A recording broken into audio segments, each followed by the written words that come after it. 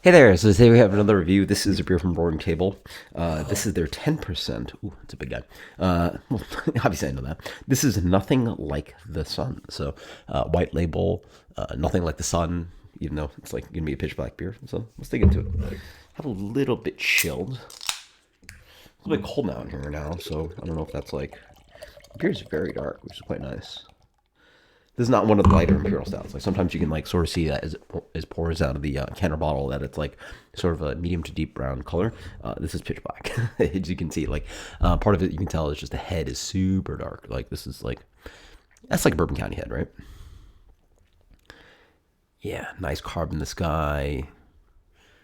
Man, that looks thick. Nice. Yeah, beautiful beer. Let's get it chilled down a little bit, or a little bit. They don't have info on this guy. We should have looked it up. But anyway, I assume it's a classic Imperial Stout, American Imperial Stout, or who knows. And we'll find out very soon. Dang, I had my beer fridge at a pretty good temp, especially for like beers like this. But I think I might have made it cooler. For generally like if I'm reviewing lagers, IPAs, blah blah blah. And so yeah, we'll see. Anyway, it'll warm up as I review. Yeah, I mean, it smells very standard. You get that kind of like licoricey kind of like I call it grape, but like grape flavor. The dark malts end up sometimes coming off like a little bit like purple colored in flavor characteristics. A little bit of fig Newton, or not like just like figgy kind of character. Roast, chocolate, espresso. I mean, it's just very expected aromatics. Very spot on. I mean, last Imperial Stouts I reviewed would have been like something like Brooklyn Black Chocolate, Old Rasputin. Just right there. Cheers. Dang. I definitely have this way too cold. Not that it's like, yeah, it's like craft beer temperature. So like, probably something like 40, 38 at lowest. Really, I'd like this guy at like 45, 50 degrees already. So, but yeah, it tastes great. Yeah, that's a good one. So when I think about the style, you have to compare it to some American examples. This one is definitely not hoppy. Some of the Imperial Stouts can be just I mean, like not in a bad way. Like it just expresses like they come off like almost like IPAs on their aromatics. They get like citrus and pine. I was getting none of that on the nose. This is really relying on the malt. And then sometimes they just are bouncing with their bitterness with like a really stiff, strong bitterness. And again, not for beginner palates, it can be an issue, but I think as you get into the style, it's actually pretty enjoyable to have a little bit of hoppiness to sort of balance out the high residual sweetness that this beer, the style can end up having. So, better.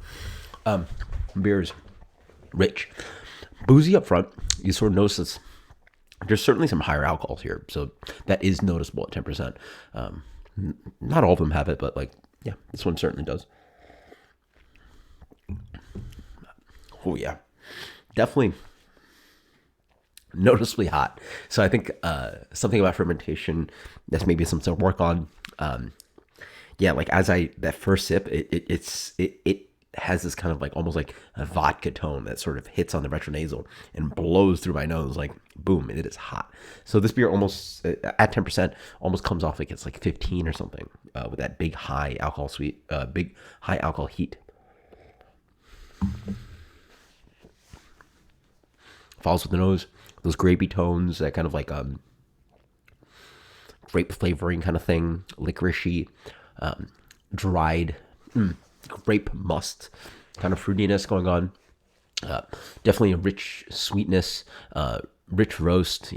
70% dark chocolates, some coffee flavor, some espressos, some coffee flavor in here. Big thick mouthfeel. Definitely a lip smacking kind of residual sweetness. The beer definitely has a higher finishing gravity. You definitely can like physically sense that.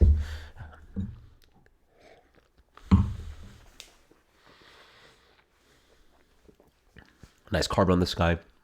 It's like solid, like medium carb.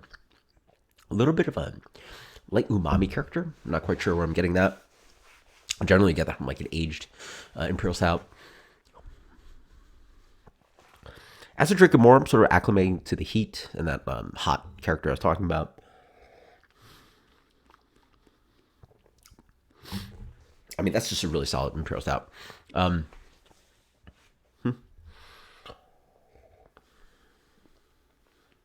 it's a thick boy, which I like. I find a lot of Imperial Stouts at 10%, or even like, 9, 10, 12, they can be a little thinner. I like the fact that this has some thickness to it.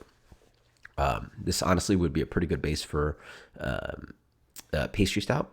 I honestly think it could use a little bit more balance in the sense that kind of like what I was talking about earlier, that kind of like hoppiness that some Imperial Stouts end up having. Though this sort of sits somewhere like as I wait, I get a little bit earthy bitterness on the back end.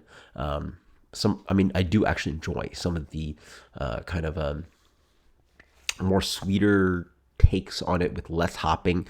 They call them like sort of like British slash English Imperial Stouts. Those can be a little bit lower in alcohol, actually. Not as dark, but definitely, not really hoppy, but they have a end of relying a little bit more on sweetness and ester profile. The sort of dances all around that with the American Stout character as well. Because as you wait more, I notice a kind of medium to medium minus kind of bitterness. It's a really nice beer. It's a big, thick boy. It's going to develop in the glass. I wish I started it a little bit earlier, but I think I'm getting a good impression of the guy. Yeah, that's just a really good classic Imperial Stout. Big fan. Nice, long flavors, rich chocolate, rich sweetness, riding. A little bit of that kind of bitterness, hot bitterness just comes in. Big, thick guy for 10%. Again, the beer with the higher alcohols is getting being in the palate, the higher residual sweetness. I would have guessed this guy was like a big Imperial Stout, like 12, 13%, only 10%. Really tasty. Let's go with solid, just 96. I feel like I'm just repeating myself. Like all the beers are just A+ from Roaring Table, apparently. So nothing like the sun. Thank you so much, Ryan. Amazing beer. Cheers. Later.